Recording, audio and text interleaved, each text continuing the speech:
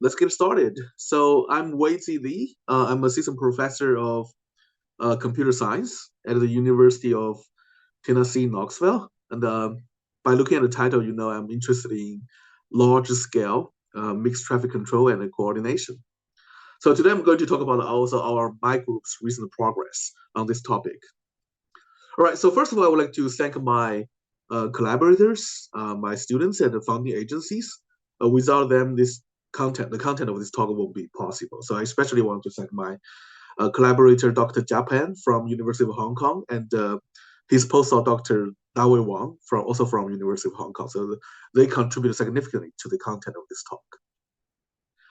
All right. So the biggest motivation for me to pursue mixed traffic research is because the observation of the discrepancy between vision and reality. Right. So the vision, I think, especially within the intelligent transportation system communities, that the future vehicles will be autonomous, electric, connected, and shared.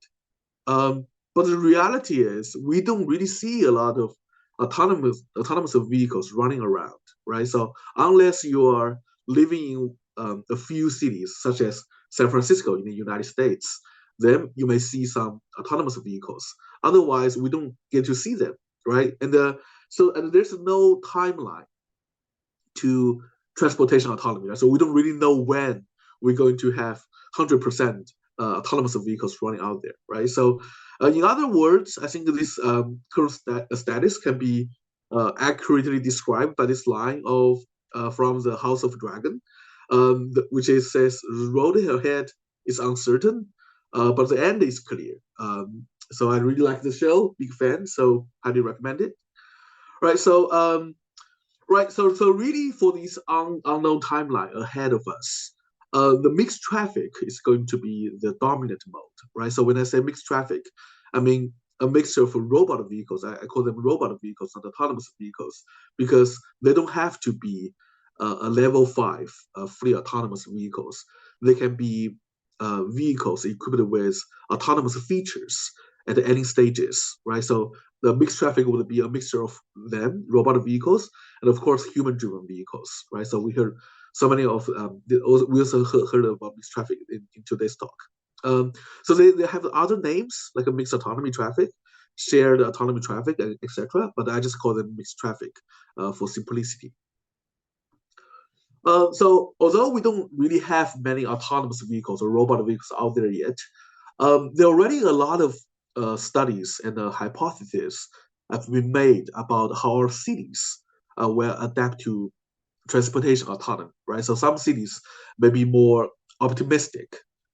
Say autonomous vehicles will help with some of the city issues, but some other researchers may think differently. So they may be more pessimistic about the future of autonomous vehicles. So so when people are pessimistic about the future of autonomous vehicles, we cannot really blame them because um, for that we can revisit the promise of ride sharing, right? So in China, uh, Didi is a dominant company, and in Western countries, at least in the United States, Uber is the dominant company. So ride sharing has been around many years now, and these actually are promises made by the ride sharing, right? So they promise to reduce congestion, reduce vehicle miles traveled, and also other things. So what happened to them? So at least in San Francisco, they all fail. Okay, so ride sharing does not help reduce congestion, does not help reduce vehicle miles traveled, does not serve first and last mile, and also one of the only did is to provide a limited extent of mobility for non-drivers. Okay, so we cannot really blame people being pessimistic about the future of autonomous vehicles, right? So of course, mixed traffic research is still at early stages. We still don't have many autonomous vehicles or robot vehicles around us. Um, but the biggest research question in my group is for the decades to come, can we actually leverage mixed traffic for better mobility? Can we actually deliver some of these the promises by transportation innovations? And beyond that, can we leverage mixed traffic for better cities, right? So according to United Nations, 2/3 of the world population will live in cities by 2050, and that's a lot of people, right? So um, they will rely on transportation to get by. And also, there's so many issues about our current cities, right? Sustainability, equity, so on and so forth, and they're all connected to transportation, right? Okay, right. So next, I'm going to talk about what we did in my group, and in order to explain that, we have to start this demo, and I'm sure many of you have seen this demo before. So this experiment is conducted by instructing all drivers to drive at the same speed, and if that can happen, then there's no congestion, right? So because everybody drive at the same speed, but human behaviors are not perfect. Sometimes you brake a little bit too hard, sometimes you accelerate a bit too hard. So that will cause actually a so-called stop and go traffic, and uh, basically traffic congestion. It's a very simple ring road. Okay, so this problem has motivated many people to work on it. So far there are 10 solutions exist. Maybe there are more, but according to this paper in 2022, there are 10 solutions exist to smooth out the stop and go traffic on this ring road. And there's only one solution that is a model free, right? So Dr. Tetamani just mentioned one of the motivations for him to use reinforcement is model free, right? So here we also want to use model free because there's no models of mixed traffic behavior. Like we don't even know how many robot vehicles will be there in traffic, right? So there's no way to develop a mathematical model to model the behavior. So that we have to resort to a model free approaches. All right, so this is mixed traffic control using reinforcement learning. Um, as it started by at Berkeley, at least the line of research I'm following started at Berkeley around 2017, 2018, about 5 or 6 years ago.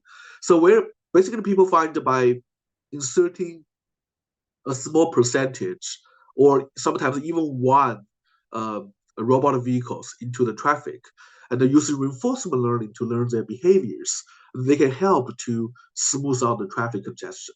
Okay, so for example, on this ring road, you can imagine before this red robot vehicle gets enabled, there's a stop and go traffic, like what you just saw in the demo. But after this robot vehicle gets enabled, then the traffic becomes smooth. Okay, um, so it started at Berkeley, but 5 or 6 years now, there's many players in this game, including us. So we also doing this line of research, and it seems like the mixed traffic control using reinforcement learning is effective in these scenarios. So what's next? So next, so from our today's talk, it probably is not difficult to guess. The next, according to the importance to transportation engineering, is intersection. Okay, why? The intersection is a traffic flow hub where traffic can exchange directions. It can be bottleneck for efficiency. Um, Also very prone to crashes. In the U.S., more than 45% of all crashes happen at intersections, and also it's obligated for a lot of greenhouse gas emissions because of the stop and go traffic induced by the traffic lights. And also previous speakers had also mentioned some of these points. Uh, I'm not lying. Okay. But the most importantly, why we want to work on transportation, working on intersection, because I personally I believe the holy grail of traffic control is always going to be large scale. It's always going to be city scale because only until then we can start to touch other important urban issues or city issues that are related to transportation. All right, and if we look at our city road network, it's connected via numerous intersections. Right, so if you want to say I want to control city scale traffic, then you have to deal with intersections. There's no way around. Okay.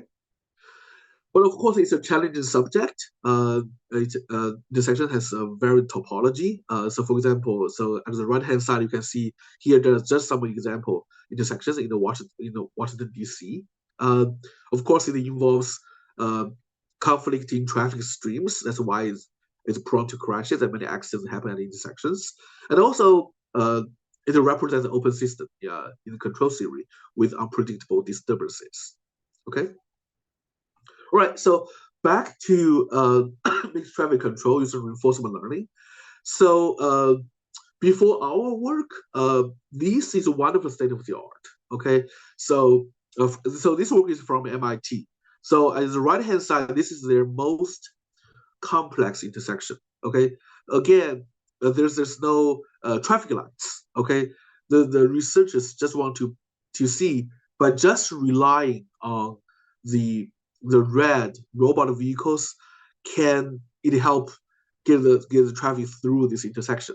Okay, and what people find is it can by having more than 50% of robot vehicles, then we even without traffic lights, this intersection can enjoy a good throughput. And I believe Dr. Han's talk today has also the similar setup with four directions and each direction with one lane. Okay, so this is very impressive work.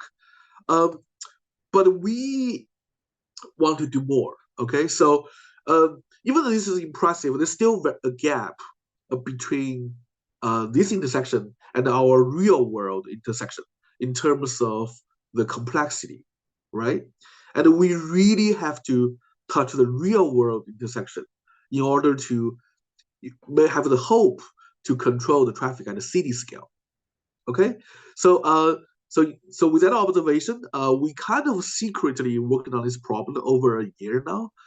So we want to we got the four real world intersections from one of the cities in the United States. So these four intersections are from Main Road in the city of Colorado Springs, and as you can see, they have the real world intersection complexity. And we want to see if we be able to become the first to control mixed traffic at this complexity level. Okay, and of course today I'm giving the talk, so so there's going to be some good news, and I'm going to show you a demo and hear some of the information about the demo. Okay, so the intersection is still unsynchronized. Okay, so we really try to see the limit of multi-agent reinforcement learning. So just rely on robot vehicles as a control source. Can we have a good throughput at the real world complex intersection? So it's a four-way intersection with 21 incoming lanes. There's of course there's a mixed traffic, so there's going to be human-driven vehicles. We are not control the human-driven vehicles at all. Okay, nor do we communicate with them. There's no communication assumed. So the human-driven vehicles only perform car following behavior. So it means before they enter in the intersection, they know they know their route. So and if their leading vehicle is moving, they will follow. That's what they do. Okay, and because of this assumption, that's why the mixed traffic control is very challenging. Okay, and for robot vehicle, it's fully decentralized. So when running, each robot vehicle makes its independent decisions. So there's no central server say number one robot vehicle, you go here. Number two robot vehicle, you go there. There's no such thing. All vehicles make their independent decisions. And for now, we only have binary actions, stop and go. In the future, we of course we want to do more. All right, so here is a demo. So we have 50% of robot vehicles represented in red in this demo. Again, there's no traffic lights. Okay, that's why all these traffic lights here are showing green. And the white vehicles are human-driven vehicles. They're again, they're not controlled at all, nor they're being communicated with. Okay, so all the traffic control are rely solely on the red robot vehicles. And you can see not only they learn to facilitate the traffic in their own directions, but they also learned to hold the cars in their own direction and let the cars from the other direction to pass. Okay, uh, and from to the best of my knowledge, this is the first successful evidence that the mixed traffic control using reinforcement learning can be effective at this level of complexity. Okay, with hundreds of cars modeled. So this is still considered machine learning research. So we naturally interested in generalization, right? So in this case, without any modification of our method, turns out the approach can be deployed on this unseen new four-way intersection, as well as this new three-way intersection, which was never showed in the training stage. So here are some of the key results. Our approach can generalize to unseen intersections. It can be robust against sudden events such as blackouts and control failures, and then show the result here. You can read our paper. So, as long as there are 5% cars robot vehicles, we can prevent congestion from forming. And when there is about around 40 to 50% of robot vehicles, we can start to outperform traffic lights in terms of the average speed of all the vehicles. Um, yeah. So, and I'll skip the technical details of our reinforcement formulation. So you can find the paper and the code on my website. So we made the code and the configuration file really simple. So you should be able to replicate our results in no time. All right. So of course there's some limitations. So safety, we care about safety, but unfortunately, a pure learning-based system that be both safe and effective is still an open problem. So we still rely on uh, a coordination mechanism to guarantee safety. And when there's 60% of robot vehicles in the system, we use that coordination mechanism about 6% of the time. When we even have 100% robot vehicles, we still use that mechanism 2% time. And here, I think we are really approaching the limit of multi-agent reinforcement learning on the coordination and safety. So other limitations include actions. So we currently only have stop and go. So we definitely want to add more. So first of all, we can add more continuous acceleration. And of course, we can also add lane changing behaviors. So another limitation is a reward function. So we design a reward function to be to tailor this for intersection, but it may not be effective for other scenarios. For example, like a highway merging. So that's something we are also very interested in testing. Right. So next step, we want to address the existing limitations. We also have more topics we can improve on the simulation side, on the learning side, and also on the application side. But among all topics, we really want to scale this up because the city scale traffic control is what we are aiming for. Okay, we're not just we're not content by just working on the one intersection. So here, this is our latest results. So look at the right hand side. So this is our latest test area. So it's still it's not a city yet, right? But it has more than 10 intersections and it has nearly 30 road segments. So it's a decent area. And you can, if you watch closely, you actually can see each car moving. So long story short, so we have been able to successfully control the mixed traffic in this region without any traffic lights. Okay, so all 12 intersections don't have traffic lights. But also, this involves some technical challenges. So first of all, you have to balance the RV rate on roads in order to improve traffic, right? So you have to have certain percentage of RVs to help improve the traffic conditions. And also we have to, so this is still a microscopic traffic control, so we still have to consider physical interactions among all the vehicles. So again, I'll skip all the technical details. The paper is already on my website. You can read it at your own pace.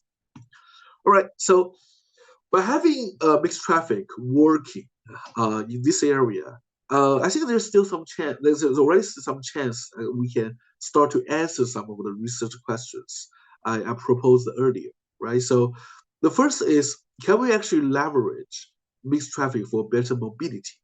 right? So if we use mixed traffic, we can reduce congestion. That's I think that's already an evidence in the intersections. Maybe we can also reduce the vehicle miles traveled. We can test whether this can be used to serve the first and last mile. And facilitate a car-free lifestyle. For example, here all these areas are residential areas. So maybe we can reserve one road to be walkable street only, right? So in that case, maybe we can leverage mixed traffic to still meet the traffic demand in this area by maybe routing them in different directions or different roads, right? And also we can do more. So for example, as we mentioned before, the intersections are very prone to accidents.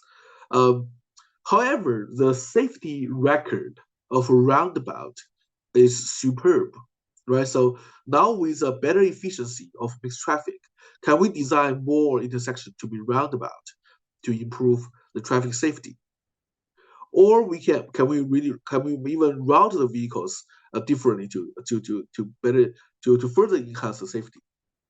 And also we can maybe try reserve some of the lanes to be used solely by public transit and micro mobility to see if we can still meet the traffic demand in the whole area. So there's so many things we can test. And also, just this area, we have 14 gas stations and numerous parking lots. So now with better mobility by leveraging mixed traffic, maybe there's a chance that we can get rid of some of the gas stations and get rid of some of the parking lots and maybe just plant more trees, right? So in that case, we can help the sustainability, and of course, we want to further uh, scale our test area to see if we can touch other urban issues as soon as possible. All right. All right, so let's come to my main work. So there's just a few slides talk about our other work around mixed traffic with reinforcement learning. So so when we do reinforcement learning on mixed traffic control, one of the biggest challenges we find is to design reinforcement elements, right? So for each scenario, usually you have to redesign the observations and rewards and from scratch, and it's really painful. So my two students have recently finished two projects. The first project we call mixed traffic control from pixels. So it's basically uh, instead of redesigning reinforcement elements for each scenario, we just use an image centered around each robot vehicle and use that as an input to a reinforcement policy without any actual observations, such as the vehicle position or speed. And it turns out we can still enable mixed traffic control. And this is much easier, right? So because we just need the images and just the pixels. And also everybody's using ChatGPT now, so we try to see if ChatGPT can be able to help us design some of these reinforcement elements. And the answer is yes. Even some of the novices who never learned reinforcement before, who never touched traffic engineering before, uh, after we explain what we want to do to them, they can design some of the effective reinforcement elements within a 2 hours time frame. Okay, so again, both papers and the code can be found on my website.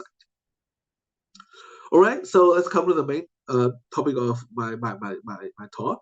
So I'd like to just use maybe two slides to introduce UTK and the nearby facility a little bit. So University of Tennessee, Knoxville is a flagship university in the state of Tennessee. Transportation research is really considered a very high importance at Tennessee because University of Tennessee because Tennessee is connected to 8 other states, so it considers itself a transportation hub, and we have an institute for future mobility at the UTK. And also, just 30 minutes drive from University of Tennessee is the Oak Ridge National Lab. So Oak Ridge National Lab used to be a big part of the Manhattan Project. So be able to extract the fuel for the nuclear bomb, and it actually got referenced several times in the recent movie Oppenheimer. Um, so Oak Ridge National Lab also has a National Transportation Research Center, which is very big facility with all aspects of transportation research covered, from hardware to software. anything you can imagine. They have the infrastructure. Uh, so because we are only 30 minutes drive apart, so we are very tightly collaborative with each other. So stay tuned, and so we have many exciting things going on. So stay tuned for our future research endeavors. So that's really it. So um, I believe many of you have seen this video as well. So on top here, so this is a from 2016 from a TED talk. Say envision the future of 100% autonomous vehicles. Say the intersection with the traffic lights can also enjoy this high efficiency. So this is one of the videos that motivated me to conduct the research. Um, I'm glad to say 7 years after this video, I'll be on my way to help vision to make this vision a little bit a step closer to the reality. So for me, that's a very rewarding experience. Um, so in my group, again, we try to shed light on the uncertain road to transportation autonomy. So this is my website. You can find all the work I mentioned in this talk. And I wholeheartedly invite all of you to visit us at UTK. So this is our building, and next to UTK is the Great Smoky Mountains National Lab, which is the most visited national lab in the United States. So not a Yellowstone. Great Smoky Mountains is the most visited national park in the United States. So if you do want to come to visit UTK, feel free to send me an email. All right, so that concludes my talk. Any questions?